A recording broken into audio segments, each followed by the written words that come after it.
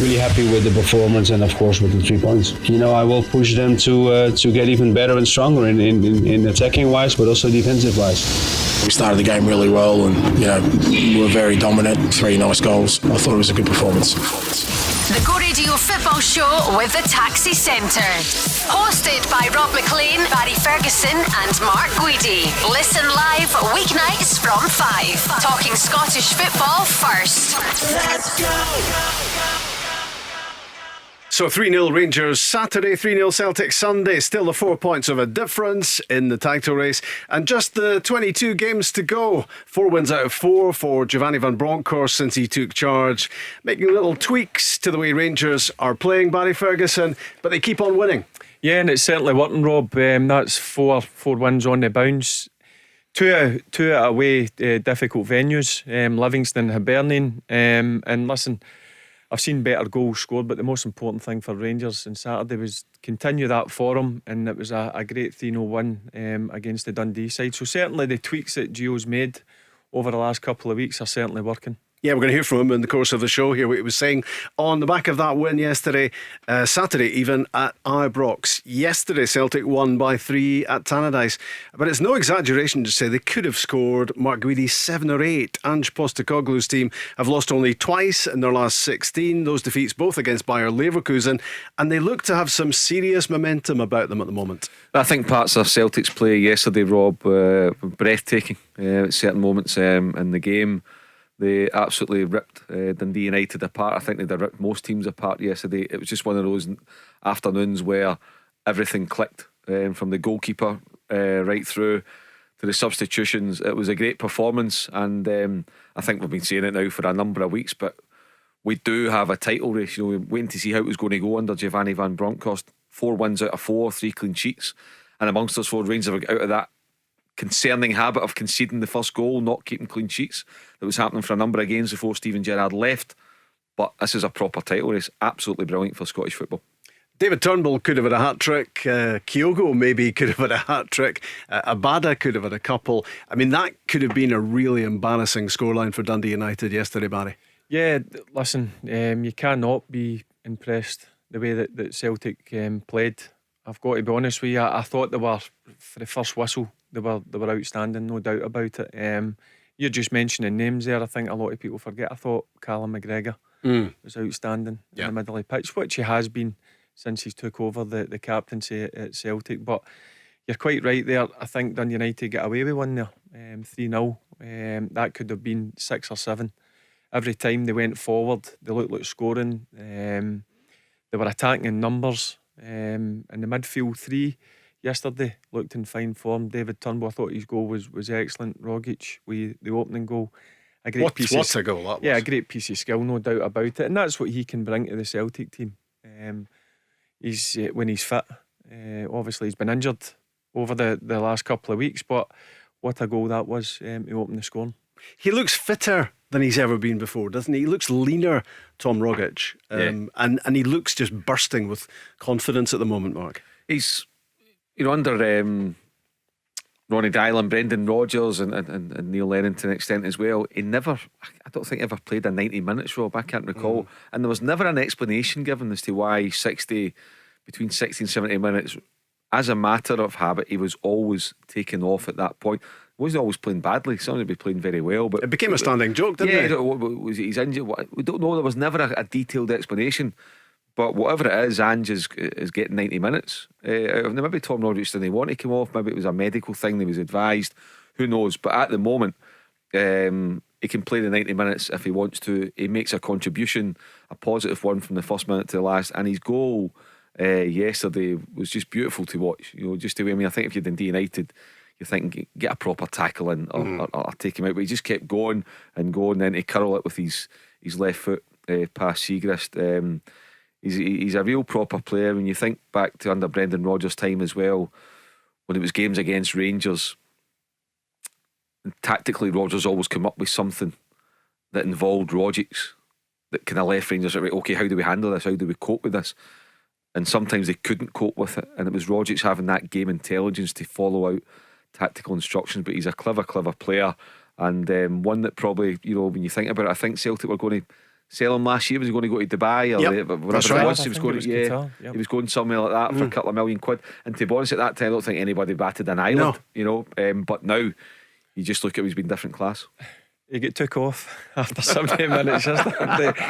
But that's why, like, the reason for that was probably he's been out injured for a couple of weeks. But Because when he's in full tilt, he's a top player, Rogic. There's no doubt about it. For the size of him, he's technically gifted. 6'2", 6'3". He just glides. And as I said, when he gets that ball at his feet, it's hard to get it off. But that goal, I think if MD else scores that, if that's scored in the English Premier League, people will be talking about it for weeks and weeks. But it was a great piece of skill and a great finish. I think we've got that one down on the short list already, don't we, for one of the goals of the season? I would think so. And as you say, Mark, absolutely right. You know, there are two sides to the coin, and you look at it. If you look at it from a Dundee United point of view, nobody actually landed a blow. He just waltzed his way through, but it was some ability. I mean, he starts on the touchline, on the halfway line, cuts inside, weaves his way through, and even the finish, he bent it around Siegrist. I mean, it was just a joy to behold, wasn't it? Yeah, it was. It was a brilliant finish, great skill. But I think if you're Tam Courts and you're looking at that, you're thinking that shouldn't have been allowed. Somebody's got to take responsibility, or somebody's got to take a yellow card for the team under that circumstance. But you have got to marvel. Maybe if Callum Butcher had been on at that stage, he might have stopped him. He would have found a way. We're more than happy to get into that tackle whenever you want, Yeah. Rob. But having just I watched bits and bobs of the Celtic game yesterday on Sky. I actually didn't see the Callum Butcher, but I've just watched it tonight, obviously, before we've come on air, and it's a red card every day of the week. You know, I mean, absolutely, you can't defend it, and the only thing that you can say is thank goodness David Turnbull isn't in hospital just now. Looking at missing the rest of the season. Yeah, he's a lucky boy. He's a lucky boy to come away unscathed. I think I'm right in saying that because he's been yellow carded on the pitch at the time by Don Robertson, that can't be changed, can it? He can't get a retrospective red because it's been dealt with allegedly. Rob, it's okay. Like some tackles, when you're watching it on TV, we're lucky enough to get a second look, a third look. But I knew as soon as that tackle happened, that was a dangerous tackle. It was a horrible, horrible challenge. And David Turnbull's a lucky boy to come out it without an injury, because that could have been a serious one. All he needed was for his studs to have stuck in the turf. If they're stuck in the turf, David Turnbull's got a serious injury. It's a terrible challenge. And the amazing thing about it is he came off the bench, Callum Butcher, having just come back from a 2-game ban. And he's careered into that. And actually, I was at the game and instantly I didn't see the severity of it. It was only when I saw the TV reruns of it that it's absolutely horrendous. And those are the sort of tackles that you want to see getting stiff punishments, because you don't want players to behave like that, because you could end somebody's career with a challenge like that. There's no doubt Butcher's a competitive player. That's part of his game. But you can go over the top. And if I'm being honest with you, that's over the top. There's no doubt about it. As you says, he just back from a suspension. And as I keep going back, it made me cringe when I watched it. And then when it actually got slowed down, it was even worse. I'm actually surprised there wasn't more of an uproar from the Celtic players at the time.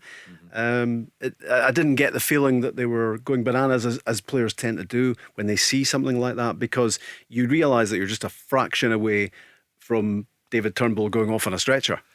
You know, when you look at the tackle and it's slowed down again, Rob, it's hard to believe that David Turnbull's wasn't taken off on a stretcher, isn't in hospital. And just now, I mean, it was that bad, and I'm sure even Callum Butcher watching it back at any of his teammates or man, he'll think, and that's where you have to actually take him aside and say, yeah, be aggressive. We want that. You need it in the team, but you need to channel it the right way, because he's no good to Tam Coates sitting in the stand. Again, it's no good to himself. It's no good to his teammates. He's very lucky. Callum Butcher's got away with one there, but another referee on another day, that's a red card all day long, and he's looking at a number of games on the sidelines, which is no good to anybody.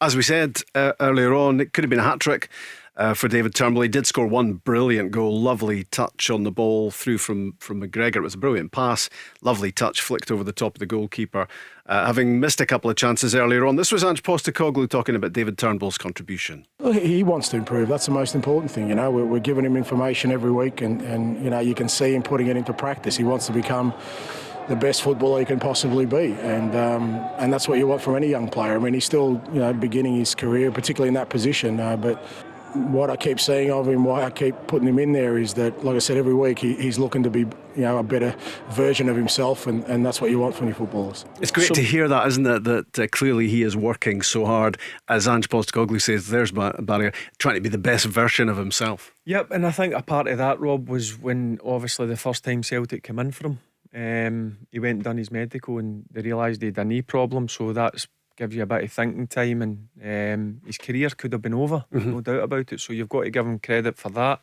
working really hard to come back and get playing again. There's no doubt in my mind. I can see why Celtic come in and took him. I think he's got everything to be a top midfielder, no doubt about it. And what I like about David Turnbull is, when I watch him, if he gives a ball away, it'll not affect him. You go and get the ball again and try it. And the goal yesterday, he meant that. He meant that touch over the goalkeeper. There's no doubt about it. He meant it. And he looks to me, if he's went up a level again this season, it looks to me if he's really enjoying his football, and if he continues like this, he's going to be a top midfielder. It's another option for Stevie Clarke as well, isn't it? When you think about it, the fact that they combine McGregor and he combined so well for Celtic, Mark, that obviously the Scotland midfield is going to be difficult to break into at the moment, but it says something about our quality in the national team that David Turnbull, the quality he produces, actually can't get in. Yeah, he's not a starter for Steve Clarke. You can totally understand why. That midfield engine room is the strongest part of the Scotland team. It would depend if Steve Clarke would want to change his shape in any way where you could accommodate an extra player. But at the moment, what Turnbull has to do is keep going. But there's 4 months to go, 3 months to go till the Scotland game. 4 months, so it's a long way away. But he's certainly he's cemented his place in the squad. It's now trying to take that next step, but he faces some serious competition. But I agree with Barry, his touch was brilliant, putting it over Siegrist. And just to give a mention to Callum McGregor as well, the way to pass, the vision. Not many players in Scottish football can do that, but Callum McGregor certainly can, and just another indication of what a top player he is and how he's just absolutely thriving having the Celtic armband.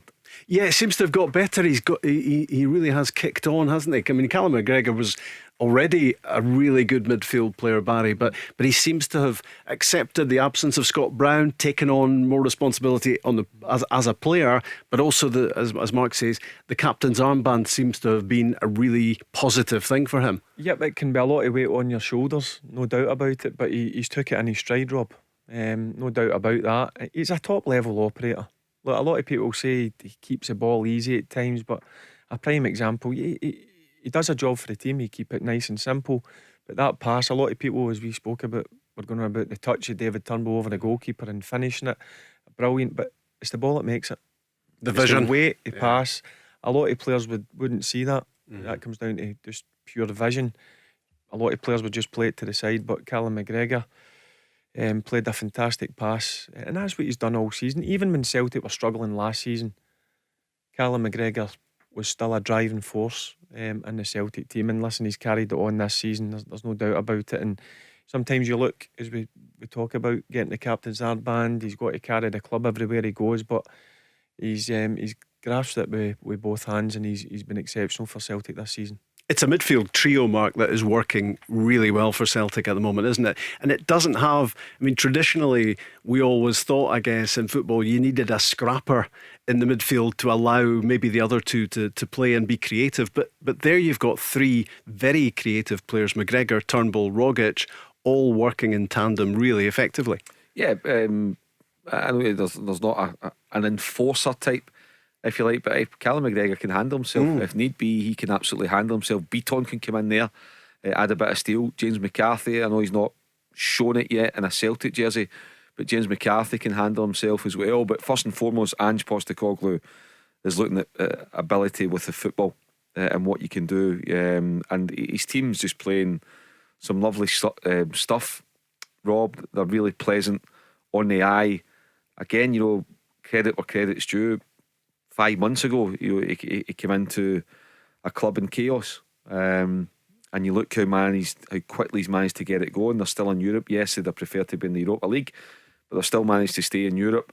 They're on Rangers' coattails, which was probably all they would have wanted to be realistically, and get into the winter break. So Celtic could maybe be 6 or 7 points behind. They might be level. They might be 2 or 3 points in front. It'll be like that, but it'll be tight regardless. Come full time in January the 2nd. So Celtic's in a good place considering what the new manager had to pick up with and how much work he's had to put in, because new goalkeeper, most games are brand new back four, a new captain, new strike force, and it's gelled, all things considered, it's gelled very, very well. We're going to talk about Rangers on the other side of the break, Barry, but do you see Celtic at the moment, the way they're developing, the way they're improving, as serious players for the title? Yeah, I think, I've said plenty of times before, I think it's going to get right down to the wire. No doubt about it. Rangers were in a mini slump until Gio has come in. He sorted that out with 4 wins on the bounce. They look to get their confidence back. They look, if they've shut up shop a bit at the back as well, they're not conceding the first goal. And if you watched Celtic yesterday, I thought they were breathtaking at times. So it's going to be a brilliant title decider, there's no doubt about it. I think there will be points throughout the season dropped, and I've said plenty of times, I think it will go down to the last couple of weeks of the season. Barry Ferguson, Mark Guidi, Rob McLean, the Go Radio Football Show with the Taxi Centre on a Monday. And if you want to join us in the football discussion, 0808 17 17 700. The Go Radio Football Show with the Taxi Centre. Save on your new taxi with exclusive discounts across Skoda, Toyota, Ford, Seat and more. Let's go. It's Rob McLean, Mark Guidi, Barry Ferguson on Monday's Go Radio Football Show with the Taxi Centre. Good to have you with us, and we love it when you get involved in the football discussion with us as well. 0808 17 17 700. At the weekend, Dundee United 0, Celtic 3. That was yesterday, of course, at Tannadice. Rogic, Turnbull, and Liam Scales got his first goal for Celtic on his Premiership debut, coming off the bench to replace Greg Taylor late on. Rangers 3-0 winners as well Saturday against Dundee United. Aribo and Morelos on the score sheet, plus Ryan Sweeney's own goal. Livingston 0, Hearts 1. Livingston so disappointed that they didn't get anything out of that game. They played pretty well, played so well, and then Barry came up against Craig Gordon, which at the moment is not a great idea.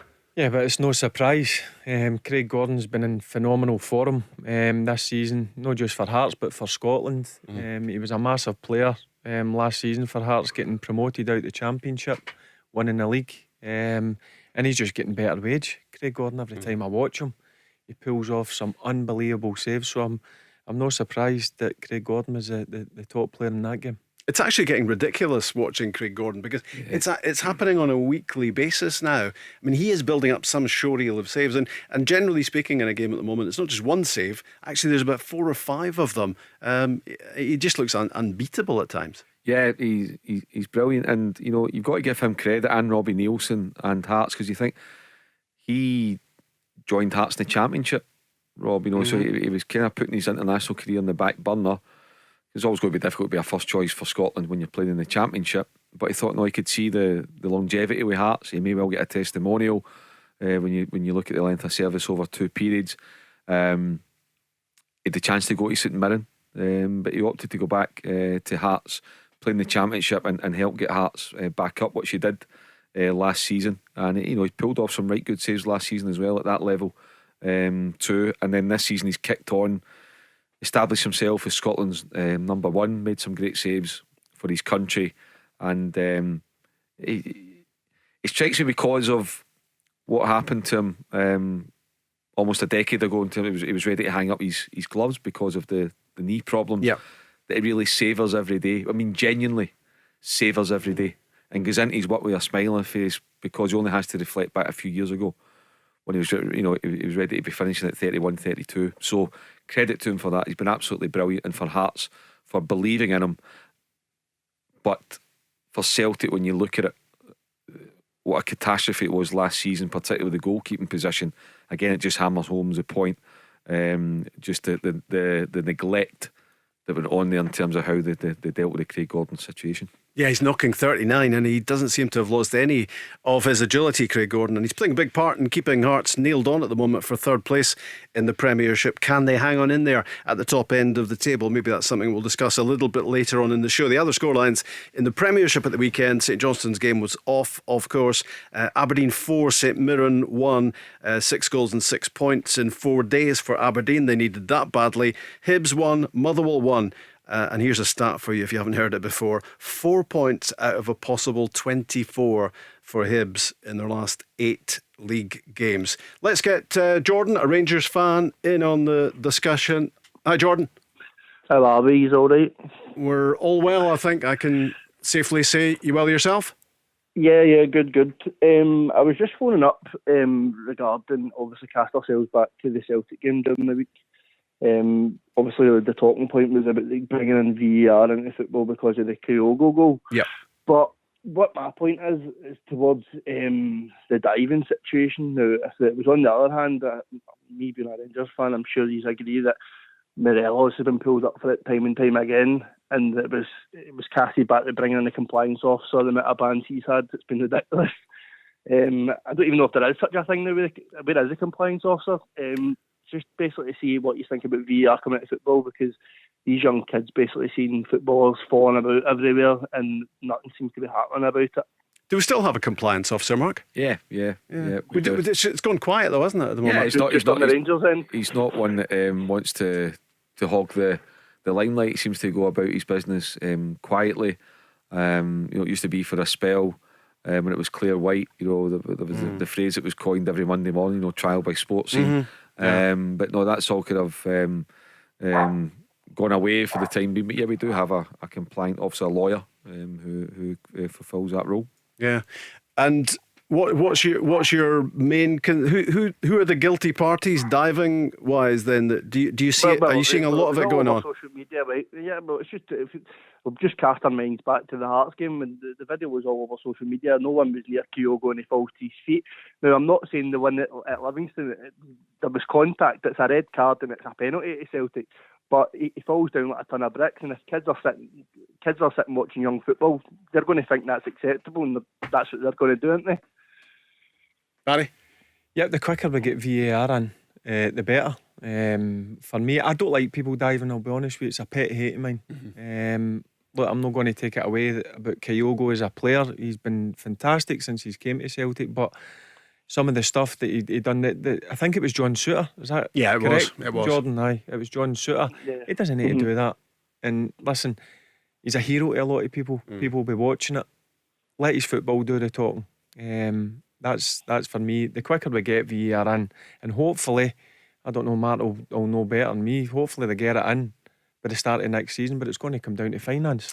It's finance and also training all the officials, Barry. It's not something that can be done in 1 or 2 training sessions. It will take a minimum 6 months, so they might struggle to get in time for July / August, but it's got to come in. And on diving, Kyogo's not covered himself in glory, but it's not exclusive to Kyogo. It happens in Scottish football. And what I'd say is, I've said this many times, Robin, on another station, for me, I'd love to see the PFA take the initiative, because they are the members, after all the players, and the solidarity when they want it to be. But I think they avoid issues that they shouldn't avoid. I'd love to see the PFA set an agenda on their own, and with their own members, get all the captain, whoever it is, and say, we do not condone diving to a fellow. You're trying to cheat your fellow member. Yeah. It's not right. We give referees stick for getting decisions wrong, and rightly so. But sometimes referees have been caught. They're getting by players, which isn't nice either. It makes the referee look foolish. It's not necessary, but it's not exclusive to Kyogo. It happens in the game, and it needs to be stamped out. It's not nice, and it's players. Bottom line, when it comes down to it, it's players conning their fellow professionals, and that's where the PFA could come in and be trailblazers. And I've mentioned it many times to Fraser Wishart. I'd love to see it happen. Reply today? It was non-committal. I mean, it doesn't matter who it is. And we see it all the time. We see I it. agree. We see it Listen, around the UK. We see it across Europe. You know, the merest of touches, and somebody falls as if they've been. Yeah, hit with it's a been ton of highlighted bricks. because of the player that Kyogo is since he's come into Celtic. He's been a fantastic signing. He scored many goals. But I'm not just going on Kyogo. I think any player that's caught diving and cheating, they should have the book thrown at them. Yeah, we go through phases, don't we, where we try and up the punishment levels and try to stamp it out, because that's the only way. I mean, somebody's got to suffer for diving. Yeah, I mean, and also as well, you have really got to differentiate between a clear dive, and Barry will know, being a player and managing the teams, sometimes you've got to make allowances because you're anticipating you're riding it. Sometimes but when it's clear diving, then your other cases it looks like diving but it's not really diving, and that's where referees, managers and players can get together to decide a punishment. But when it's absolutely blatant, throw If the you book ask at them. any centre forward, if they feel a touch, they'll go down. And I'm fine. I see if it's a slight touch, you are going to. And especially when you're moving at pace. Yeah. Yeah. But if nobody's beside you and they're conning the referee, they're conning the opposition, then you've got to come hard on them. Jordan. Yes, no, I totally agree. But the thing is, like Barry said, Kyogo, me being a Rangers fan, right? But Kyogo, he's a decent enough player to avoid that. Now, the Livingston one, it was minimal contact. The Livingston player didn't have to do it whatsoever. There's contact, they've got the penalty. But then again, he's looking for it every time, as any striker would. But where's the punishment? Because at the end of the day, I'm sure, me being a Rangers fan, it's happened a couple of times to the likes of Morelos. You wait till Monday morning and he's got a ban, and then this weekend Kyle goes put straight back in the Celtic squad. There's got to be some sort of punishment. It's not one rule for one and a different rule for another. Yeah. Andrew Phillips is the name that I was searching for there, who is the compliance officer at the moment. And the fact that I actually didn't really know that it was him who was the compliance officer tells the story, because it's not happening the way. I mean, it used to be such a regular thing on a Monday morning that something or other, someone or other would be hauled up retrospectively because of video evidence. I think I used to be the judge on Trial by Sports Scene, actually. It's funny, he's been there for 10 months.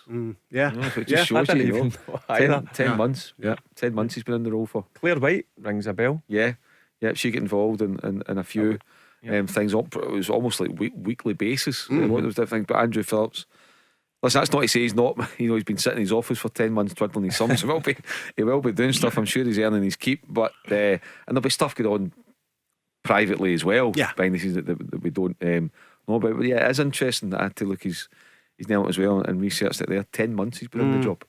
I think we're all champing at the bit to get VAR installed, because it feels as if we're second-class citizens in Scottish football, that we don't have it, and lots of other leagues, the big leagues, the glamour leagues, you expect them to have it, but there are leagues that probably Scotland could look at and compare themselves who have VAR, and we don't at the moment. I mean, I read something the other day, Mark, that said maybe December. I thought it was going to be in and happening for the start of next season, but I think I read somewhere maybe midway through the season it might be before it's actually up and running, which is a little bit disappointing because we want it as soon as. Yeah, I mean, there's only a handful of our officials, Rob, that are trained up on it, that know exactly what to do. And what you don't want to do is implement it too early and it becomes chaotic.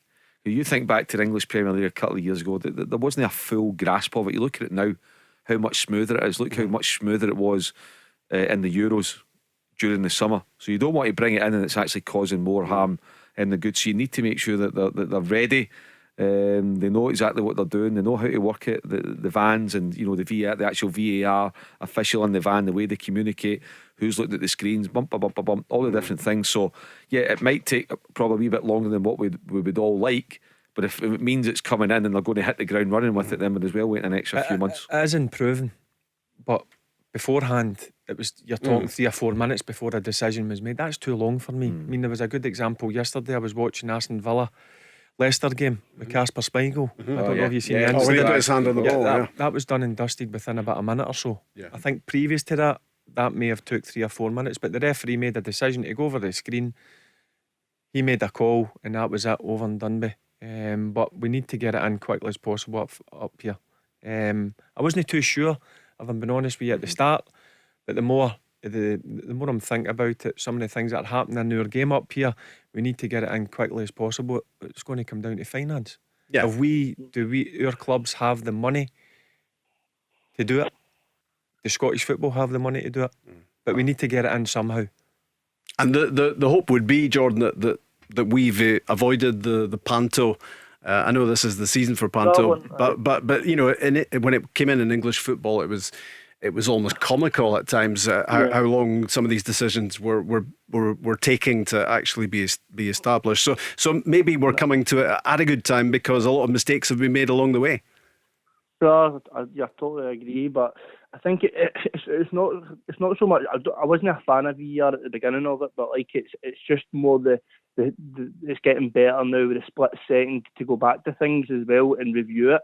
I'll bring up another instance at the weekend. Lee Griffiths as well with the tackles and stuff like that. He was already done a yellow card and he escaped a red card. I think it's just a split second they can go back, review it, and then rather than the compliance officer actually having to punish them in the Monday morning like they used to, they would get the punishment that's at the time. And the referees must be desperate for it to come in. They've got to be desperate.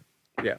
I mean, there'll still be plenty to debate. There'll still be plenty of talking points, but it's just getting it as close to accuracy as you can. Yeah, they need help. I mean, you know how quick the game has become nowadays.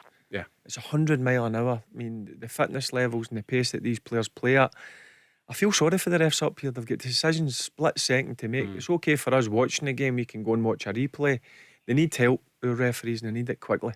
And the most obvious one from the weekend was the one we were talking about earlier on, where justice could have been meted out.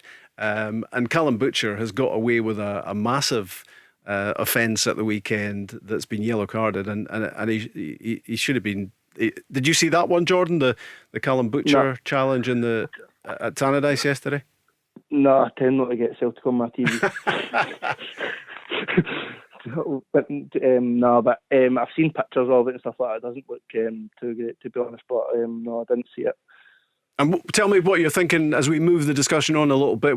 Tell me what you're thinking about Giovanni Van Bronkhorst and the impact he's made. Is he the man for you to kick Rangers on to another title? Well, I was on just as when Giovanni came in, and I was asking Barry and stuff like that if he thought he would get the attitude right. He seems to be playing Rangers a lot. What I was saying to one of my friends was Gerrard's style of play was playing down the flanks. He seems to be managing to get Rangers to attack more.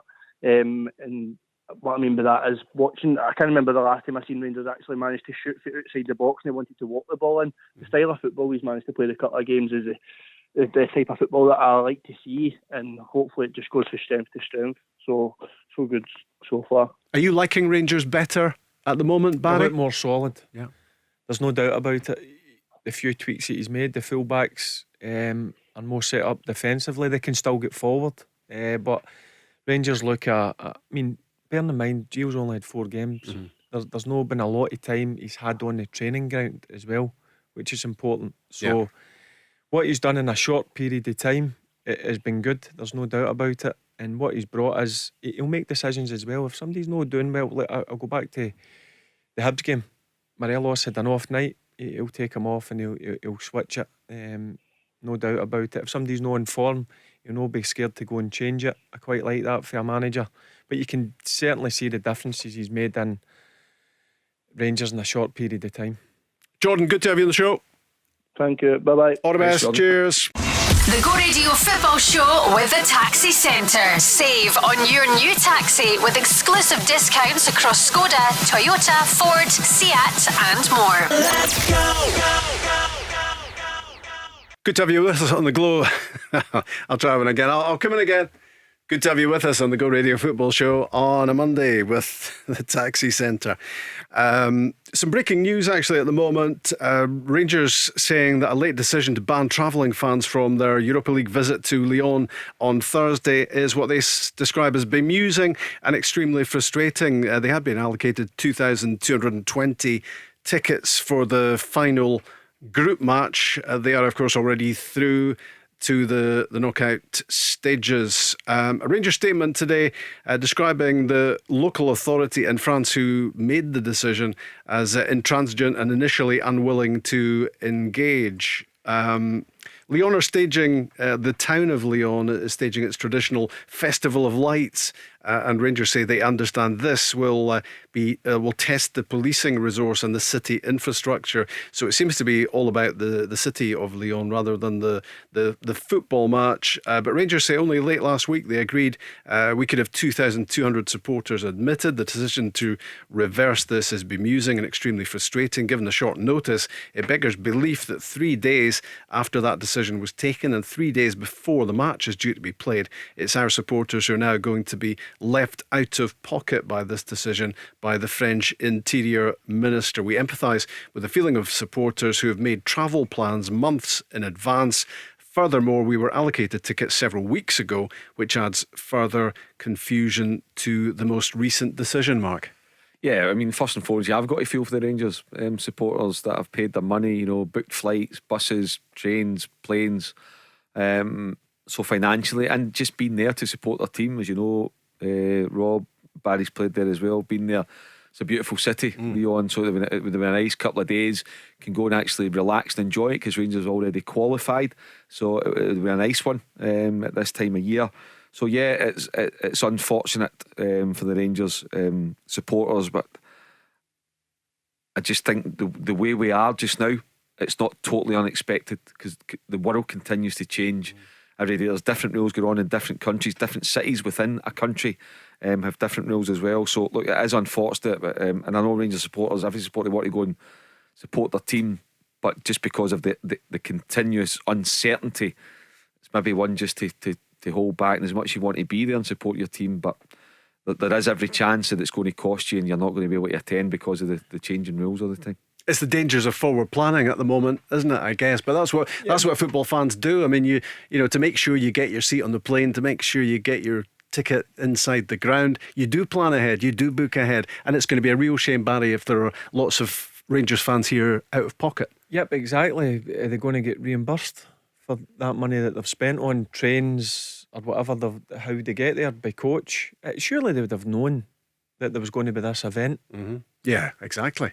A couple of weeks ago when they gave Rangers 2,200 tickets. So I feel for the fans. As I said, they're out of pocket at this moment in time. I would like to think that the Rangers fans who have spent their well earned cash will get that money back, but who knows. But surely the town or city of Lyon would have known this event was going on, and I don't see the reason why they let Rangers have the 2,200 tickets. So hopefully the fans who have spent money get that money back. Yeah, let's hope there is some form of reimbursement, and you can understand why Rangers are saying today that they're bemused about the whole situation. Very short notice change of plan there. Let's talk to Regan. Hi, Regan. Rob, how are you doing? I'm very well, thanks. How's yourself? I'm doing well, yeah, I'm doing well. What would you like to talk about? Your team was in top form yesterday. Yeah, Rob, it was great. Actually, I caught a bit on the radio as well. I thought Celtic played really well in the first half, and I seen it, Rob. I thought Tom Rogic's goal was superb, and I think something else that's been overlooked is the impact that Ange Postecoglou's had on Tom Rogic as well, Rob. Because I remember talking to Craig and yourself about 6 months ago and saying, well, Tom Rogic have a future at Celtic, and surely Ange Postecoglou will look back and say that Tom Rogic has really had a great impact on Celtic's season so far. Yeah, I mean, there was the obvious connection that they'd worked together with the Australian international team. They knew each other. And it just seems to be a relationship, Mark Guidi, that is flourishing at the moment. Yeah, I mean, I think when you look at the couple of games where Tom Rogic was out the team, Rob, Celtic weren't as good. Bottom line, whatever you want to dress up, not as good when he's not there. I mean, you've still got your flair players, your creative players, Jotas and Kyogos and Forrest coming back in. But this season, there just has been something a wee bit special about Rogic and the way he pulls the different components of the team together. He becomes a focal point. He drifts into areas. Tactically, he takes it on board. So, you know, if the manager wants to pull a surprise to the opposition, Rogic is usually key to a tactical plan. And yesterday, you know, when he's off the leash like that, and he just goes, he's absolutely brilliant. And he appears to be, as well, I don't know if you have any dealings with him, Rob, or not, but he appears to be really a low maintenance professional. Doesn't cause you a minute's problem. Plays for Australia, goes and gets his work done for his national team, goes home and gets right into it with the club side. But there's obviously been, well, it's just down to the Australian thing, but clearly some kind of connection there.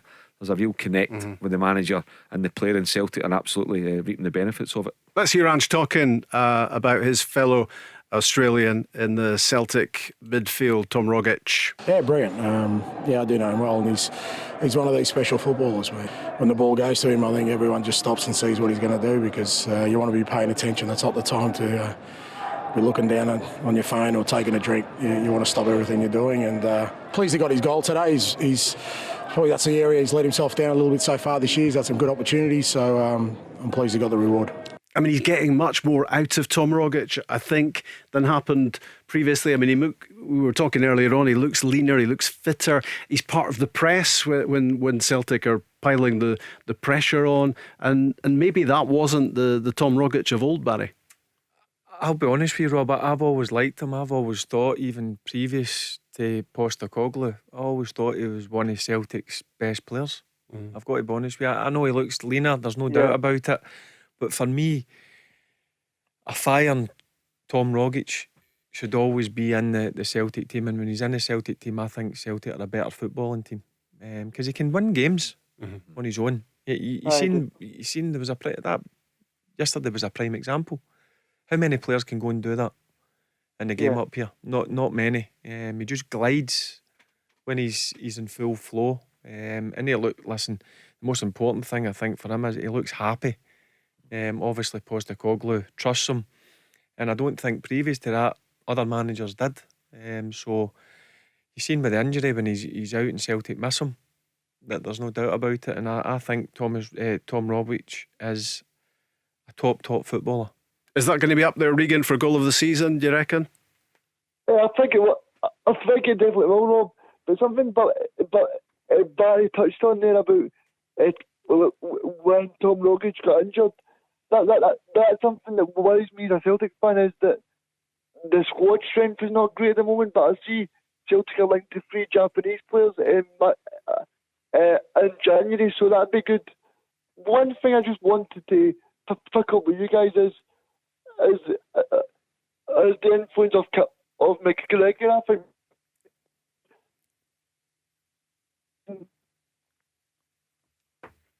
I think the line was breaking up there, but actually Regan brought up a really good point there, and I was actually meaning to talk to you about it, and we will do now. The 3 Japanese players listed, producer James actually managed to spell them all correctly on the show plan today, which was an achievement from him. Then he told me he'd cut and pasted them. But Celtic are in for Daizan Maeda. We've heard a lot about him already, scoring goals in the J-League. Ryo Hatate, who's a left back. And Yosuke Ideguchi is a third Japanese player who, Mark, at the moment is being linked with Celtic, and you know, sometimes being linked doesn't actually mean to the deal going through, but you would imagine that because of the success of Kyogo, they are going to plunder that Japanese market again in January. Well, the most positive thing about that is, Rob, the manager, these are clearly players that he's identified, which for me is always a good sign. So he knows the Japanese market. He now knows the standard of Scottish football. He knows his Celtic squad inside out, the players that he's bought, the players that he's inherited. So he won't be going for these 3 unless it's going to enhance the squad. So if he gets all 3, it's a big ask to go and get all 3 players done with your deal in the negotiations. But it looks to know there's a willingness from the 3 players to come. There's probably an acceptance from the clubs in Japan that going to Europe's going to enhance these guys' careers, so they'll probably let them go. I've not looked in depth at all 3, but certainly had a look at Maeda, and he looks to be a bit special. So if Celtic can get the business done, then on paper it looks as though it's really going to enhance the squad, and that's what Celtic need for the second half of the season as they try to push towards the title. We're not far from that January transfer window, Barry, and it's going to be very interesting, isn't it, to see what happens. We're working on the basis that Celtic are going to obviously make moves to beef up their squad. But it's going to be interesting to see what happens at Rangers as well, because Giovanni Van Bronkhorst will have players in mind. There's no doubt about that. Yep, it'll be interesting once the 1st of January comes to see what both Celtic and Rangers do. There's no doubt, you've heard Postecoglou, he wants to get business done as early as possible. He's mentioned that, get them through the doors as quickly as he can. And on the other hand, with Rangers, will their players leave? I don't think there will be any players that will leave unless there's a crazy offer that comes in. That might change in the summer, and it'll be interesting to see if Gio wants to add one or two players. But we all know the January market, it's a difficult market. So I'm looking forward to see what both Rangers and Celtic do, because this could kick them on, because the final 4 months of the season for me is going to be tasty. There's no doubt that Celtic are going to be getting into that Japanese market again. What we'll talk about in the second hour as well is Jota, because there's talk at the moment that deal could potentially be converted from a loan to a permanent arrangement in January. Celtic are very keen to get that deal done. He's obviously out injured at the moment, but he has made a massive impact at Celtic in the last couple of months particularly. So 60 minutes of football chat gone, another 60 to come after the news at 6. Where do taxi drivers go when they need to buy a taxi? Well, the Taxi Centre have supplied cars to the trade for over 20 years, and they stock a huge range of motors from the world's leading manufacturers: Skoda, Kia, Toyota, Mercedes, Nissan, Ford, Hyundai, you name it. They've got saloons, MPVs, estates, minibuses, prestige cars, the lot, all under one roof, ready for immediate collection or free delivery anywhere on the mainland UK. With taxi trade exclusive discounts, flexible finance options and no hidden fees. They even throw in registration and 12 months road tax. So if you're a taxi driver who needs a new or used taxi, where would you go? TheTaxiCentre.com. Trade only. The Go Radio Football Show with the Taxi Centre. Save on your new taxi with exclusive discounts across Skoda, Toyota, Ford, Seat and more. Let's go. Get involved in the football discussion. Glasgow's own Go Radio, the football show, and we've got another hour of talking football to go. Rob McLean, Barry Ferguson, Mark Guidi and you on 0808 17 17 700 at the weekend. Dundee United 0, Celtic 3. That was yesterday, of course. Livingston 0, Hearts 1. And Hearts hanging on in there at the top of the Premiership. We've been raving for a long time about Craig Gordon's goalkeeping. What about the goals of Liam Boyce as well? Back on the mark yesterday, 11 for the season for him. And a string of saves from Scotland's number one. Aberdeen 4, St Mirren 1, Saturday at Pittodrie.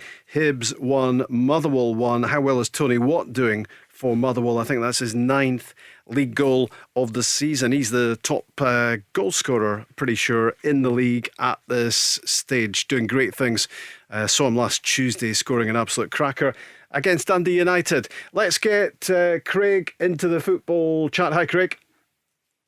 Hi, Rob. Hi, Barry. Mark, how you doing? How you doing, Craig? Hi, Craig. All well. What would you like to talk about, Craig?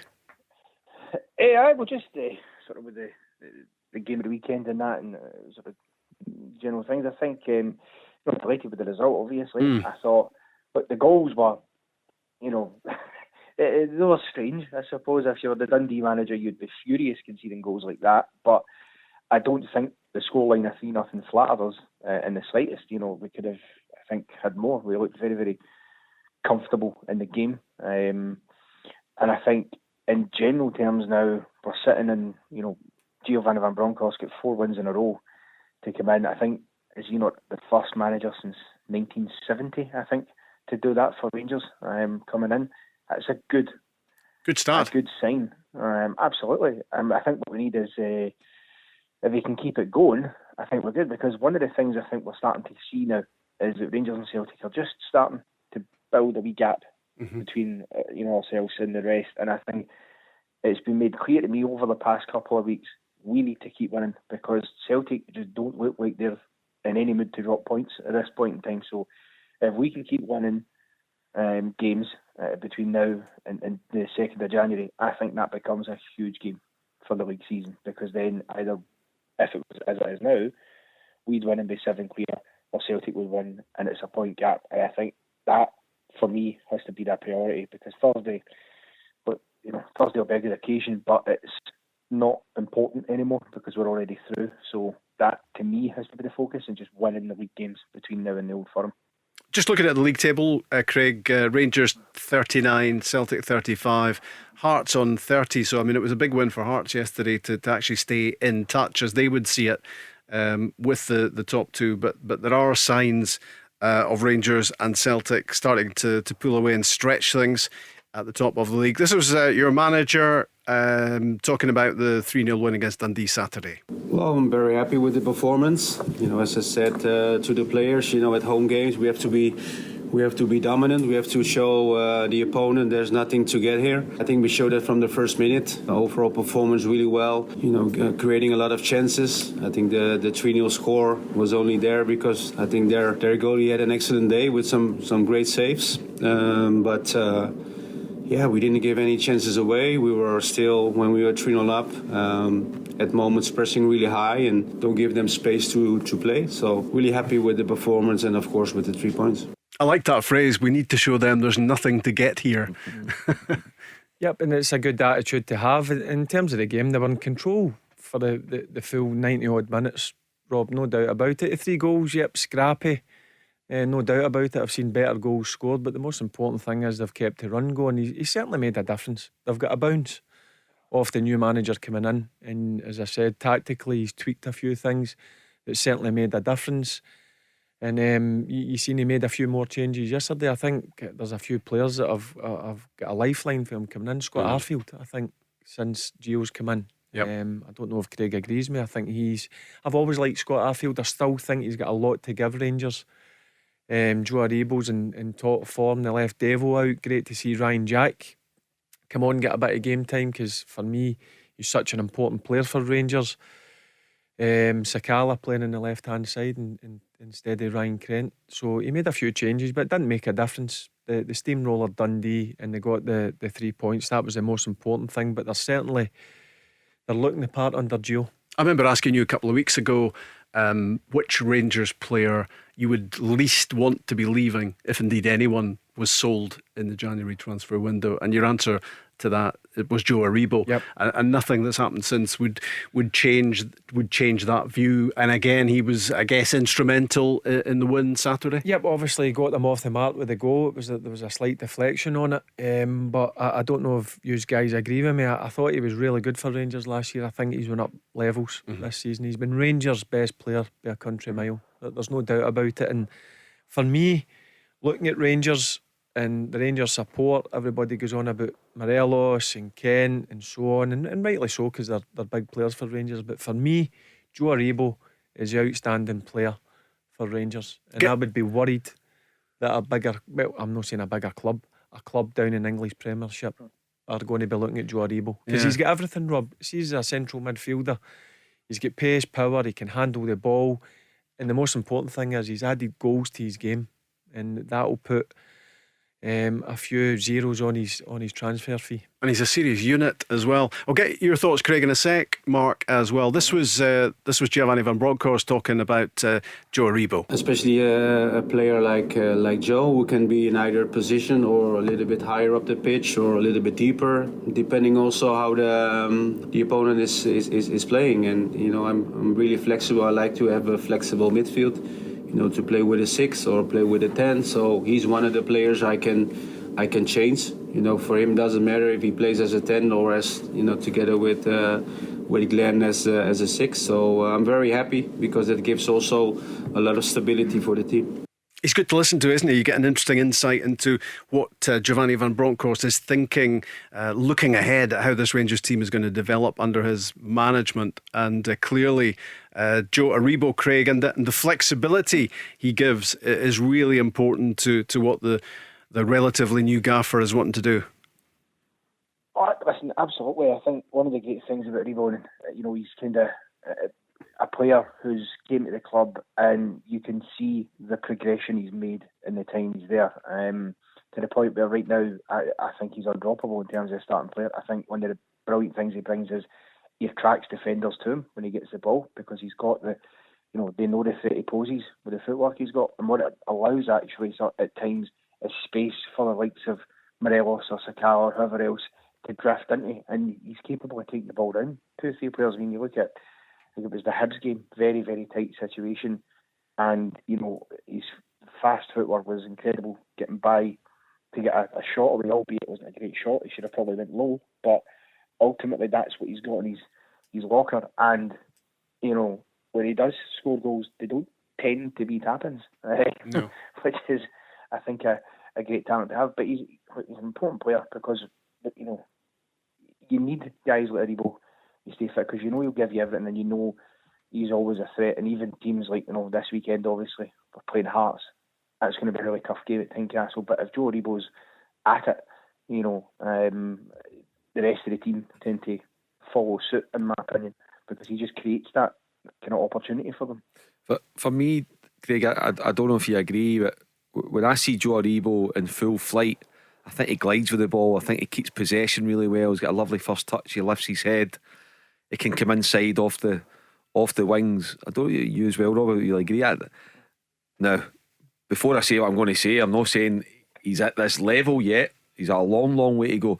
But it reminds me of Brian Laudrup, the way he just gets the ball with possession and glides. It's a big comparison. It is, and I'm not saying he's not close to it, but there's bits of him remind me of him, Barry, rightly or wrongly, but just something about him. Craig made a great point about him as well. He attracts players to him, which creates space and freedom from others. But it's just when I've watched him more recently, he makes a positive impact in the Rangers team. He's get better and better. And again, it's if you want to strip it back to the business model, that's what Rangers should be all about. Getting them free transfer, sourcing them. Yeah, they've had to weigh him in, and I think there was a hefty agent's fee involved as well. But you look at it now, and I know Barry will know better than me what he's worth in the transfer market now, when you consider that Rangers got him in a Bosman. Yep. No, he's terrific. No, also the beauty of Joe Aribo, he can play. Normally nowadays, modern day football, you're either a holding midfielder or an attacking midfielder. He can do both. Yeah, he can do both. He can go and sit in that, as Gio mentioned. I'll go down the Gio language. He can be a number 6 or he can be the number 10. For me, his best position's at number 10, where he just plays off a main striker. But the beauty of him is he can play anywhere in midfield, and also he can go and play in the front 3 in the right hand side or the left hand side. And it would depend who you're playing against. Yep, he'd done it against Celtic. If you remember a season or so back, he went and played on the right side to stop Celtic getting forward. But he, for me, has just grew and grew and grew. And every time I watch Rangers, he's a standout performer. Yeah, and I get where you're coming from with and he would be flattered to be compared to Brian Laudrup because of the level at which he operated. But I know exactly what you're talking about. I'm not saying he's at that level. No, I mean, Brian Laudrup was for 3 years at Rangers was phenomenal. One of the best players I've ever seen. But what I'm saying, it's the characteristics of his movement and his touch that reminds me, not his overall package and what he's done for Rangers. There's no comparison at the moment. But just wee things remind me of Brian Laudrup. Are there comparisons with Tom Rogic? I mean, we were raving about Rogic. The way he takes the ball, the way he takes the ball in, the way he finds pockets of space as well. I said about Rogic when he glides with the ball. Joe Aribo's similar. He glides with the ball. They are similar. But the thing with Joe Aribo is, I don't think Rogic could play holding midfielder. I don't think he could do that. He needs to be further forward. Yeah. Joe can go and sit back and protect his centre halves, but also he can go forward and score goals. I like him in the number 10 position. I think he brings so much more to the Rangers team. But what a catch up that was. I mean it's Mark's just says they're a Bosman. Yeah, I think they pay a £300,000 development fee or something to get him on board. So it's not far away from Glenn Kamara sort of business in terms of the profit that they're eventually going to make. What's it worth now? If a Premier League team's like, you've got to be over £10 million for Joe Aribo. Yeah. Yeah, and probably that's a figure that's growing with each passing week. That'll with grow each because passing, I think he's going to get better and better. Yeah. I take it when you were chortling in the background there, Craig, you weren't really going with the comparison with Rogic. No, listen, I think Tom Rogic is a fantastic player, don't get me wrong, and when the goal scored at the weekend was a great goal, although I didn't see maybe a Dundee United player interested in putting in a tackle. However, I just think, because of the kind of things Barry was talking about, for me, I think Aribo's better than Rogic. I think if you were to pick one of them to put into a team, for me, it'd be Aribo, and it's because of the flexibility he's got as opposed to Rogic. He can play those different roles. I'm not sure, once or twice you've seen Rogic be asked to play the holding midfielder last season when he was, here and there, and it didn't really work. So I just think, on that aspect, I think he's better. I think he's probably got a way to go to be the legend that is Brian Laudrup, but he's certainly in the right path. And I've no doubt in my mind he's a player who will eventually leave Rangers, because I know sometimes I hear talk about how nobody actually wants to buy Rangers players, or they'll no go. But there's a few come next summer. I guarantee there'll be some sort of rebuild at Rangers, because I think there's probably at least 2 or 3, maybe 3 or 4 who'll go out the door. I'd love Aribo to stay, but I could absolutely see him go, because there's teams in the Premier League that play a style of football that he would slot into. Perhaps Gerrard would want to bring him back to Villa, I don't know. But, as I say, in that aspect, he's just got the flexibility. I think he's one of the best all-round kind of midfielders, I think, in the country, if not the best. And what you want to do is develop assets, whether they're delivering for you on the pitch or whether they're piling up the value off the pitch when they eventually go, Mark. It's all great business. Yeah, that's what you've got to do. I mean, we've said it many times. Celtic have created a wonderful business model. When you look at Celtic in this calendar year, they've brought in around 35 to 40 million pounds in transfer fees. From Frimpong to Edward to Ayer and whoever else, Klimala and even guys like that. So that's what Rangers have got to create. That's what they want to create. Now the sooner they start creating that model, the better. But that said as well, you've got to bear in mind there's a £35 million title up for grabs in 6 months' time. So you've got to weigh up. Do you think the most intriguing one for me next month if he doesn't sign, and all indications are he's not going to sign, he's going to go, just depends when, unless there's a breakthrough under Giovanni Van Bronkhorst, is Connor Goldson. So what do you do with Connor Goldson next month if bids come in for him and he's making it clear that he's not going to stay? Do you accept those or do you keep him? I think that's the kind of first potential problem that Giovanni Van Bronckhorst has got to deal with, and whatever the manager wants to do, you've got to back his judgment on it. And there'll be a succession plan at centre-back, Barry, in the way that there was a succession plan for manager when Steven Gerrard went, and Rangers knew where they were going, knew what they were going to do at that point. They would know at the moment where they're going to go if Connor Goldson was to go in January. Yeah, I'm sure Gio's got an eye on 1 or 2 centre-backs, because that could be the issue that Mark's just mentioned there. If Connor's not going to sign a contract, you don't want him running that contract out. That's a decision that Rangers need to go and make. Do they go and get John Souttar, X amount Craig of money? Singh. Did they go and get 500 grand, £1 million in for Connor Goldson, or did they let him run to the end of the season and lose him for nothing? Craig's just mentioned a player there I think can easily play at either the Old Firm, John Souttar, but we don't know what the contract situation is with John Souttar at Hearts. I know they've got a contract on the table, but for me, John Souttar, I'm just delighted that he's come through a tough period. 2 years, 2 serious injuries, but I mean, you've seen the performances he's put in for Hearts, and listen, he just broke into the Scotland team. When he played against the Danes, it looked as if he'd been there for 25 caps. He's, for me, again, he can go and play at the top level, John Souttar. He might have his mind made up already, of course, Mark, that the greater financial rewards of going to even the Championship in England, which would probably be his destination if he headed south. But he would certainly work for Rangers or Celtic, and you could understand why both might be keen in landing him in January.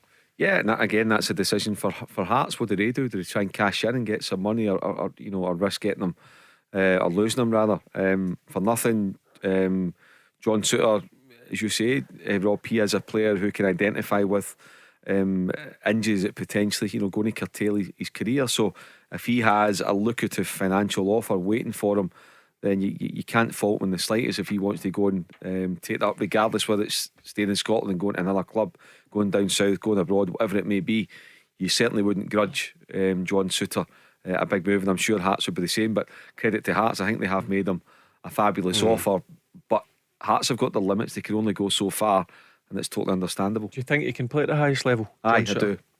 I think he's got I like the look. I really do like the look of him. See, before he got injured, I probably said the physical side he would struggle, but he's obviously physically matured. You can see that he's obviously done a lot of work in the gym. Footballing wise, there's no doubt. I think he's comfortable in possession. Isn't he? Brilliant. Easy on the eye, but also he's a good defender, John Souttar. And what is he? 25? He's a good age as well, isn't he? Great age. He's missed a lot of football. No doubt about it. But since he's come back, you've seen the quality he brings, not just to Hearts, obviously the national team. So if he's available at the price that was getting thrown about last week or so, 500 grand, I think that's an absolute snip. Could be interesting to see what happens with him in January. Craig, good talking to you. Cheers, Craig. Cheers, mate. Thanks, have a good day. The Go Radio Football Show with the Taxi Centre. Save on your new taxi with exclusive discounts across Skoda, Toyota, Ford, Seat and more. Let's go. It's a Monday on the Go Radio Football Show, looking back on the weekend, looking forward to a couple of European games, and they don't mean much in terms of progression because we know exactly what's happening for Rangers and Celtic already. Rangers in Lyon, and we were speaking earlier on about that ban on Rangers fans travelling, and let's hope the ones affected are going to get their money back, or at least some sort of compensation for a late change of heart, really, in terms of the French authorities. And a few Rangers fans looking into that at the moment. So Rangers in France to play Lyon Thursday, Celtic at home to Real Betis, on the back of a weekend which produced some very interesting results in the Scottish Premiership. And as for the Celtic women's team, they won the SWPL Cup yesterday. They beat Glasgow City at Firhill. I think the crowd was somewhere between 3,500 and 4,000. I think it was a record crowd for that cup final, Mark. Yeah, it's good to see the women's game growing and growing, Rob, all the time. Particularly in Scotland, so many full-time clubs, and now a lot of investment, big improvement, infrastructure, pathways for kids and for teenagers to go up and into full-time football. So yeah, it was great and very encouraging to see a crowd like that, which is more than what a lot of the first team clubs get around the country at the men's football. So yeah, all good signs. A real step in the right direction. In the men's game, that win for Hearts yesterday at Livingston. Livingston, so many chances, so many Craig Gordon saves. We're actually getting used to his world-class saves now. They're almost ordinary in his book because he produces so many of them. So he was making the saves at one end, Liam Boyce scored the goal at the other. It's a great combination, that, for Hearts, and it's keeping them in touch at the top, Barry. 30 points they're on, courtesy of that win yesterday. They're 5 behind Celtic, obviously another 4 away from Rangers. But do you think they've got enough about them, Hearts, to hang on in there at the top end, or is it going to be the top 2 pulling away? I think the top 2 will pull away, but you've got to give Hearts credit, just up for the championship. Listen, they were unlucky the other night at Celtic. They beat Celtic at the start of the season, similar when they've played Rangers, and then they've got Rangers coming to Tynecastle on, is it Sunday? Yep. So you look at Hearts' squad, that he's got a certain way of playing, Robbie. They've got good players. Liam Boyce has been out injured. He's just back in, and he obviously popped up with a goal. So look, I think for me, if you're asking me now, I think Hearts will definitely finish in third. I think they've got a good enough squad. I still think Robbie will go in January and try and strengthen as well to keep it going. But overall, I think Robbie, the coaching staff, the players, and most importantly the fans, they've got to be delighted with the start of the season they've had. Is that some sort of acid test this weekend, do you think, for Hearts, Mark, against Rangers? If they are going to do it this season, if they are going to hang about at the top end, they need to be winning this game. It's at Tynecastle. Yeah. We know what the atmosphere is like there. They came close to getting something against Celtic. Yeah. Can they do it against Rangers? Well, they beat Celtic on opening day of the season at Tynecastle, Hearts. I think at the moment was it 9 points between the sides. Yeah. So you're either reducing it to 6, which means it's game on. You're really keeping it going right beyond January. Or if Rangers stretch it to 12, you say, well, that's more than for sure. Hearts are about it. I think we just take Hearts in isolation. To be on 30 points, Rob, always look at and I'm sure Hearts had bigger aspirations when they arrived. But first things first, when you consider the bit of fragility that was at the club when they came up, because there were a lot of fans not wanting Robbie there after the Brora defeat, complaining about the style of football, even though they won the championship and it was just getting them up. So there was a wee bit of pressure, and looked at the opening day of the season and think, oh my God, you've got Celtic at home. So it was tough for them. So you always want to get to 35 points first and foremost. For Hearts to be on 30 the second week in December is absolutely brilliant, and a credit to them, but a credit to the Hearts hierarchy as well, because they've backed Robbie Neilson. You talk about Liam Boyce. A lot of clubs wanted Liam Boyce last couple of seasons ago. Aberdeen were one of them, but Hearts pushed the boat out financially to go and get him. They've got in Craig Gordon, they've got in a few up, Kingsley. What a signing Kingsley's been for them as well. The downside of that is when you're doing so well, you attract attention, and John Souttar is the classic example of that. But over the piece, Hearts have been absolutely brilliant, and I think Sunday afternoon at Tynecastle has got the makings of one of the games of the campaign for sure. You are pleased for Robbie Neilson, aren't you? Because I think a lot of people were expecting Hearts to maybe struggle at the start of this season, and had that been the case, there would have been a lot of Hearts fans jumping down his throat, because a lot of Hearts fans don't want him there. Yep, I thought he got a lot of unfair criticism last season. Obviously the Brora result comes to mind. Obviously disappointing, but listen, he was brought in to get them promoted. He done that. Maybe sometimes watched them, the football wasn't great, but they got results and they got there in the end. But this year he's changed the way they're playing. They've got some real good attacking players, match winners. They've got certainly in their squad, good competition for places. So it's always good to see when a manager goes through a tough time, he's come through it. And listen, to be sitting on, as Mark just mentioned, they're 30 points at this stage in the season. The champions are coming to Tynecastle on Sunday. What a game it's going to be for the Hearts players, but most importantly as well, the Rangers players. Honestly, I've got to say it's the best stadium to go and play. The atmosphere is brilliant. They're right on you, the fans. And that's the kind of stadium you love atmosphere. that. You love that. That's it, the type of atmospheres. I used to love going. I think if you ask the vast majority of footballers, it's great going to Ibrox or Celtic Park, but Tynecastle was special. The media say the same. The media say the same. What actually working there, you watch the games. You can't beat Hearts v Rangers, Hearts v Celtic. Apart from the way they've reconstructed the press box at Tynecastle, I'm not sure what shape of person they were trying to fit into those seats, Mark, with the perspex in front of you as well. But I do take your point that if you take all that out of the equation, it's a wonderful stadium to work in. I mean, the ball goes out, they're touching you, they're shouting at you, they're saying whatever. I just loved it. Did they love you? Did the Hearts fans love you? Certainly didn't, Rob. Certainly didn't. But I just love playing there, and that's one that the Rangers players have got to look forward to. But Hearts are strong at home, strong team. So that will be a great game to watch on Sunday. Motherwell are joint fourth as of the weekend, because while Dundee United were getting absolutely thumped yesterday by Celtic, on Saturday Motherwell came back from a goal down. Surprise, surprise, it was Tony Watt, the league's top goal scorer, doing it for Motherwell. 9 in the Premiership for Tony Watt. He'd scored on the Tuesday, of course, against Dundee United as well. He's doing really well. Motherwell are doing really well. They are, credit to Graham Alexander, and I think as well there was a rocky moment early in the season up at Dens Park with Motherwell. I don't know if it was a League Cup game, whatever it was, but and people say, Graham Alexander, but he's still getting there. I think he signed and recruited well. I think getting the goalkeeper was always an important step, getting him on a permanent basis. Liam Kelly, it was absolutely great.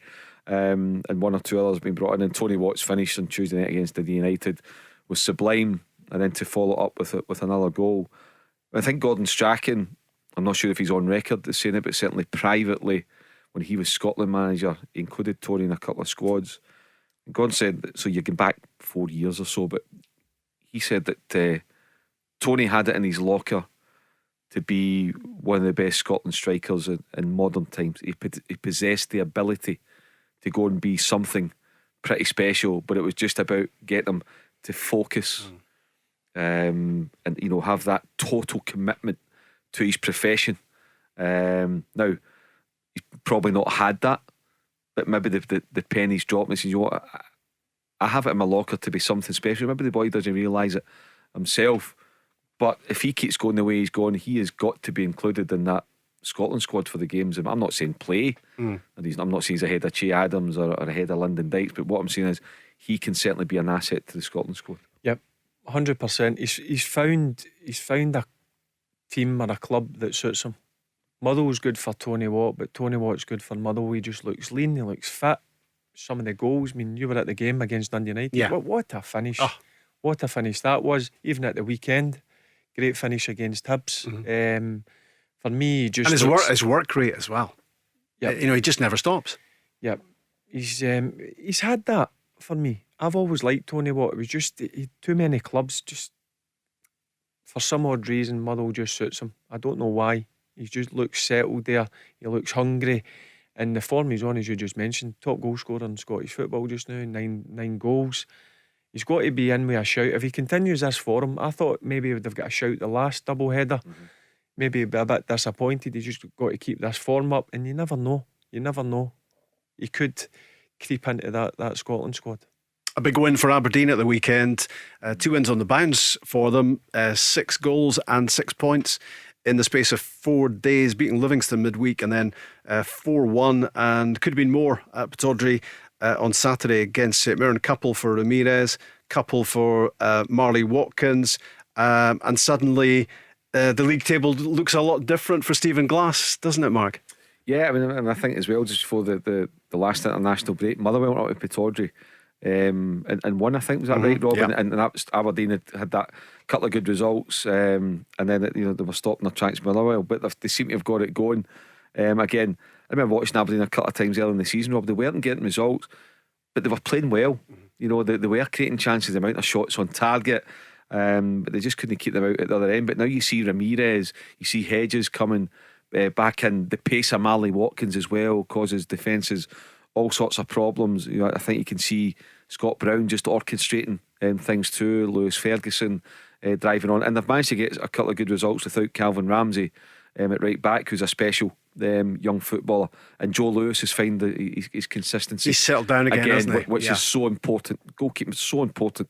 So pleased for Stephen Glass, because the backing that he's had from Dave Cormack, the budget. You look at the squad they've got a frightening squad. They should be getting results that they've been getting the past couple of games, and it's good to see that they are. And there's no doubt, Barry, the pressure would have been on had these results not gone his way. The last couple of results against teams that Aberdeen would see themselves beating, the pressure was mounting because Aberdeen were slipping and sliding towards the bottom of the table at that stage a couple of games ago. Well, we spoke about last Monday. Yeah, the 4 days, the 2 games he had in the 4 days. Obviously, Livingston and St Mirren, for me they were must win, or he would have been under pressure. As I said, I look at the Aberdeen squad, the starting 11, the players that you've just mentioned there. They're very good players, and even you look at the bench, it's a strong bench. So they should be further up the league. There's no doubt about it. Some of the performances have not been good enough, certainly with the quality they've got within that squad. But that's a massive 4 or 5 days. They 2 games, he must have been under a bit of pressure. But listen, the players showed that they could handle that pressure. 2 good results against 2 teams who are difficult to play against. Livingston and St Mirren, they're not the easiest teams to come up against. So how many teams score 4 against St Mirren? That doesn't happen very often. One thing you would does say it? about Jim Goodwin's St Mirren teams is they're well set up. They're strong defensively. They're a strong unit. So to get 4 goals against them, Aberdeen must have been in fine form. So it was a great week for Aberdeen. They needed that. They needed their 2 wins badly, and it was 2 convincing wins as well. Will you be seeing Lewis around Christmas time at all? Yep. So he'll be in better fettle then, off the back of. Listen, he wants to win games of football. Yeah. Listen, you're a bit down when you're no winning. He's a grumpy Ferguson, isn't he? Basically, he's a typical Ferguson. Yep, he likes him on. He likes to win. And listen, that's a good thing to have. Never lose that. But it's been a tough season, as I said. I just get through the players that they've got there. Real good quality, real good quality players. They've got guys that can win games of football. You look at the middle two, Scott Brown and Lewis Ferguson. That's top midfielders. that's You a look good at Ryan Hedges, for me on his day, can win a game of football. Ramirez got a double at the weekend. That's 11. That's 11 for him so far. Ross McCrory at the back, I think, can only get better and better. Joe Lewis, as Mark mentioned, has come back to a bit of form. You've got Johnny Hayes, you've got Niall McGuinn's, David Bates, David Declan Bates. Gallagher's been the side. The Dylan- Jet. well, he's started to play. The Jet, he's starting to show a bit of form. Dylan McGeoch, who's a Dylan right McGeoch, good aye. football player. So we've rhymed off 9-10 players there. A real good quality. So they should be further up the table. But listen, it was a massive week for them, 6 points. And where they've been unlucky, of course, is that all their injuries recently have come defensively. Calvin Ramsey, you mentioned. Well, there's a young player. Has been, I think he's out till the new year, Calvin Ramsey, which is a blow for them. Jack McKenzie has been good for them as well. He's been missing. Declan Gallagher just came in back on the bench at the weekend. Do you think there'll be bids for Calvin Ramsey in January? I think there will be. Yeah, I think there will be bids. Wouldn't be at all surprised. He looks. You've seen him more than me, Rob. But when I've seen him, really, really impressed. And I think it's always best to get maybe get 100 games under your belt or whatever. But he looks as though he could be ready. He looks to go and take another step. Aye. There was a lot of noise. I only had seen highlights. I can't remember. It was about 5 or 6 weeks ago. Aberdeen were on. I made a point of watching it. I want to watch this boy. He's a player. He's a player and he looks ready. He's only young, but he looks to me if he's played 100 games. But for me, I think it's always better as young players to stay and get that experience, get 50, 75, 100 games under your belt. Because he's one player that Aberdeen will not be able to hold on to. No. If it continues the development. He's probably The ideal scenario would be sell him. I don't mean sell him, but you know what I mean. But get him loaned back to you. do a deal. Yeah, get him loaned back to you. Yeah. I mean, he's probably been Aberdeen's best player in most of the games he's played, which is remarkable for a guy who's only not long ago turned 18. And he's probably in the mould of Nathan Patterson. Very He similar. probably stands comparison, doesn't he? Very, very similar. When I watched him, that's the thing that sprang to mind, was very like Nathan Patterson. Can Natural. Yep. Bombs forward, can go on the outside, but also likes to drift inside and can have a pop at goal. Real top talent Aberdeen have got there. We could talk football all night, us three. In fact, we're in the process of doing it. The Go Radio Football Show with the Taxi Centre. Save on your new taxi with exclusive discounts across Skoda, Toyota, Ford, Seat and more. Let's go. Cheers for that, Chris. Keeping us up to date on the traffic and the travel. Aston Villa 2, Leicester City 1 yesterday in the English Premier League. And would you believe it, Steven Gerrard against Brendan Rodgers on the touchline? Yep, and they were mentioning obviously the games before, Rangers and Celtic, one apiece. It was a good game, I've got to be honest with you. Leicester were the better team in the first half. Aston Villa, obviously Gerrard must have says a few home truths at half time. I think he actually said that in his interview after the game.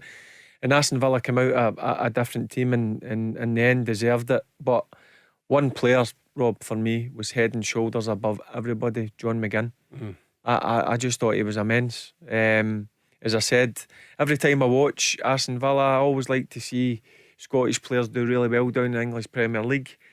But anybody watching that yesterday, I'll argue to him, red in the face, he was by a mile the best player on the pitch. He had everything. Getting about the pitch, tackling, but he's passing. He's rangy passing. Whether it was a 10-yard pass, 20-yard pass, he had 5 or 6 diags at 60 yards. He was just he was a joy to watch yesterday. The only thing it would have capped it off would have been a goal, but best player in the park by a country mile.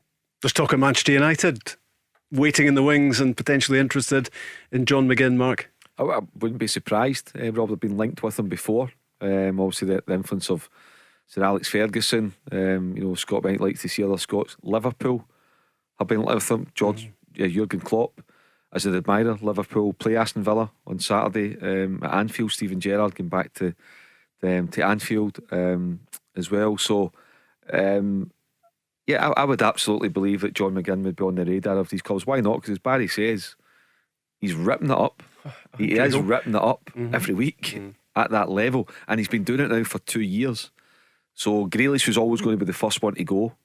And now I would imagine that Aston Villa will have a fight in their hands to keep John McGinn next summer. I'm not joking. See, when you watch a game, you say, he had a right good game there. But anybody that was watching, he stood out, didn't he? Yeah. Unbelievable. Head and shoulders. Yep. I mean, a year ago you were talking about guys like Maddison. I mean, he's left Maddison his weight now, guys like that. So he has gone to that next level where you would think your Chelseas, your Liverpools, your Man Uniteds are going to have him on their radar for sure. He had Maddison in his back pocket. Just as I said, his all-round game. But you think of John McGinn, like just getting in people's faces, and he can get about the pitch, and he can tackle, and he can use his big backside to brush players off. But on the ball, first touch, passing it, whether it was first time, taking a touch, opening his body, switching play. He had a couple of beautiful balls through, created a couple of real good chances for Aston Villa.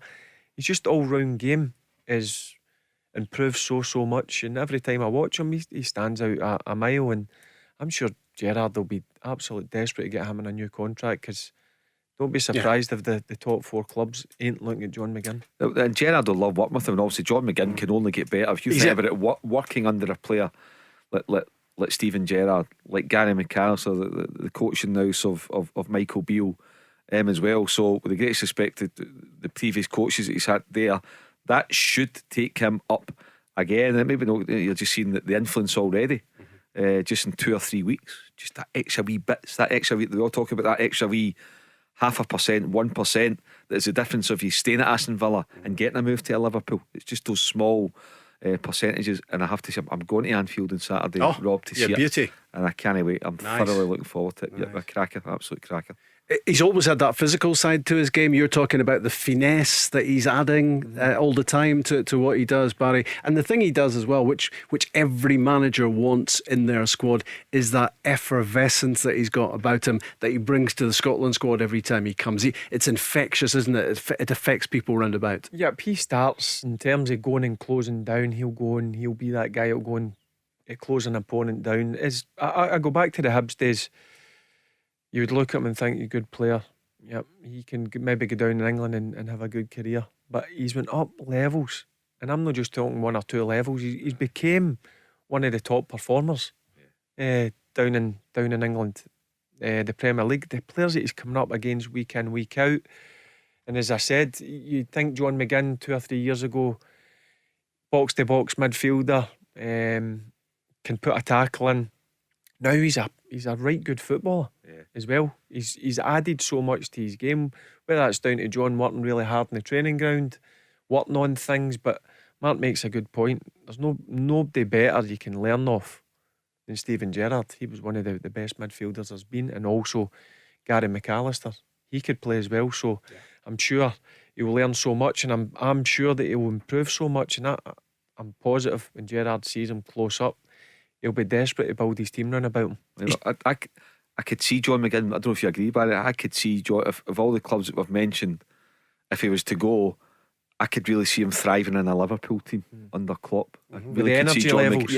I could see John McGinn being a real star in a Liverpool team. But could you not put him into quite a few teams? Oh, aye. But just there's something about the way he plays and the way Liverpool play that I think he'd be a great fit. I think they'd be a great fit for each other. You know, and the word was Jordan Henderson, obviously getting older, coming towards the end. Is he going to be a replacement for him? But he would suit a Liverpool because he's the way that Klopp plays. I mean, it's that rock and roll in it.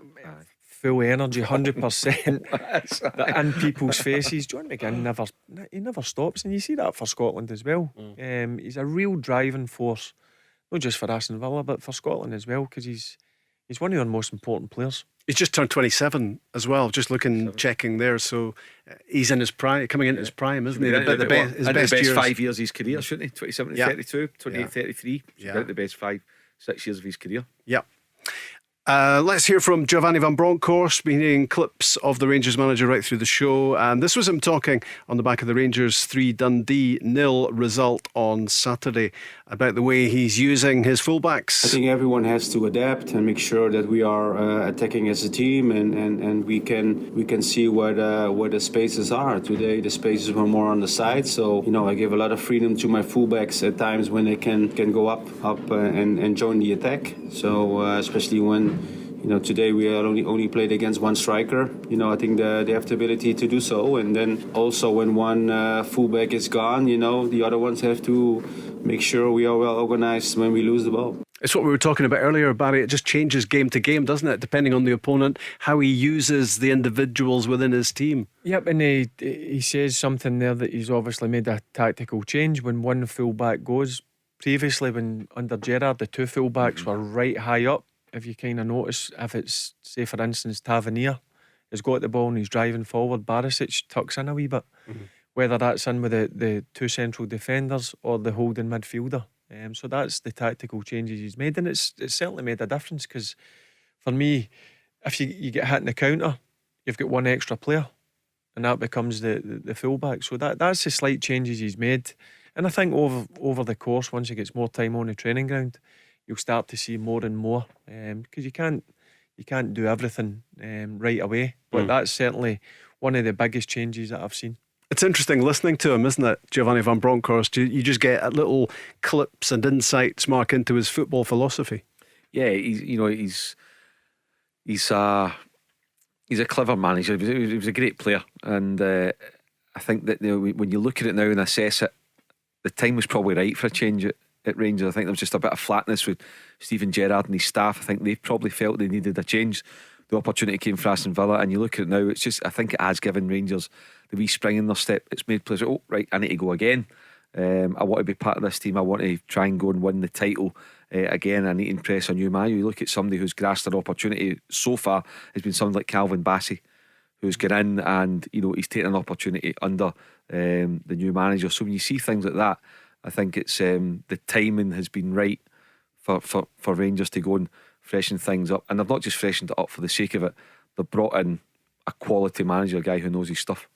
So Rangers 3, Dundee 0 Saturday, Dundee United 0, Celtic 3 yesterday, and Ange well happy with what he watched. Just a good all-round performance, I thought. We started the game really well and sort of put pressure on them, and we never let up right until the final minute. I just thought it was it was a dominant performance, and we scored 3 really good goals. Probably could have had some more, but overall I just thought it was a real solid performance. We were talking earlier about Tom Rogic, and obviously he was out, missed a couple of games recently with injury, and you just sensed that Celtic missed him, and he's come back in, and he scored that wonder goal yesterday, and he was an absolute joy to watch. He was a standout performer at Tannadice, but McGregor and Turnbull, they've been constants in the midfield, and Ange Postecoglou relying on those two a lot in his midfield. Well, it's vital because as you can see at the moment, we can't afford to have too many missing through injury, and we need to have some constants in there. Ideally, I'd love to rotate them as well, particularly through the schedule we've got. But they're pretty robust and pretty resilient guys. I think it would be brave of me to take either one of them out, especially Cal. I might get an earful, but they're performing at a high level all the time. You were raving about him right at the top of the show, Barry. Callum Mcgregor, a player at the top of it. When we were part of the John McGinn Appreciation Society there a few minutes ago. What about Callum Mcgregor? What a player he is. Yeah, he's an all-round top midfielder. He's got everything. Callum McGregor. I would previously say that maybe a year ago or so, I used to watch. Well, when I watch Callum McGregor, I'm thinking I can get more out of it. I want to see more. Maybe that's with driving forward or dictating a game more. But he's certainly, since he's took the armband, his game, the level of his game has been up a notch or two, no doubt about it. And it's similar to Callum McGregor. You heard Postecoglou, you take him out the Celtic team, Celtic struggle. Similar to Rangers, like with Steve Davis. I know Steve Davis got left out the weekend, but no been disrespectful to Dundee. But normally you couldn't do that, and he's just so important for Celtic. He's just he's got everything in his locker. His range of passing, he just dictated the full game yesterday for me when I watched it. It was like a masterclass, wasn't it? It was, as I said, there's a lot of stuff he does that people may think, and I've said this about Stephen Davis, it's just a simple pass, it's only 10 yards, but he's rotating the ball all the time, he's moving the opposition about. He's a clever footballer, and he's took over the duties of the captain. I was just going to say that he's kind of emerged from the shadow of Scott Brown in a way, and he's lapping up the responsibility. He's absolutely thriving on it, and maybe just giving him the armband, the new contract, is what he needed, because I think there's no doubt he'd admit it himself.